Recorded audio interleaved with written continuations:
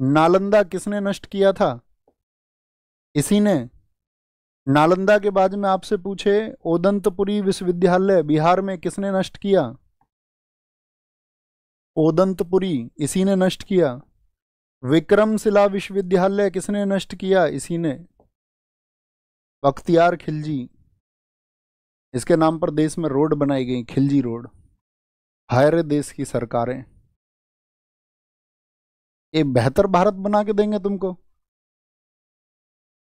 कोई सरकार तुम्हें बना के नहीं दे सकती। एकल एकल व्यक्ति के योगदान से देश बेहतर बनता है। मैंने बताया था ना आपको, मेजर ध्यानचंद जी का स्टेटमेंट। उन्होंने हिटलर को क्या जवाब दिया था? उन्होंने कहा था मेरे देश की ड्यूटी नहीं है कि वो मेरे लिए क्या करे, ये मेरी ड्यूटी है कि मैं अपने देश के लिए क्या करके जाऊंगा। और साहित्य समाज का आईना होता है। आप देश जैसा निर्माण करना चाहते हो, वैसा ही साहित्य, वैसा ही सत्य आपको इस देश को पढ़ाना पड़ेगा। नालंदा विश्वविद्यालय मतलब भारत का जो वैदिक ज्ञान है और साथ में जो बौद्ध दर्शन था, उसके लिए बहुत प्रसिद्ध था। किस बात पे उड़ा दिया था बख्तियार खिलजी ने? बताओ, किस बात पे आग लगाई?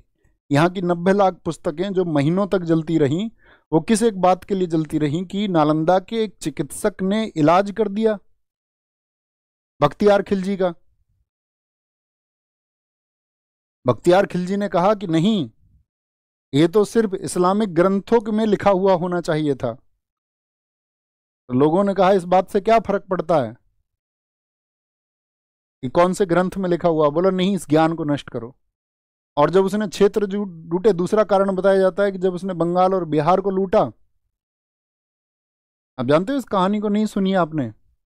आचार्य सीलभद्र के समय पर जब ये बीमार पड़ा तो इसका इलाज नहीं हुआ, ऐसे लगा मरा, अब मरा, कल को मर जाएगा।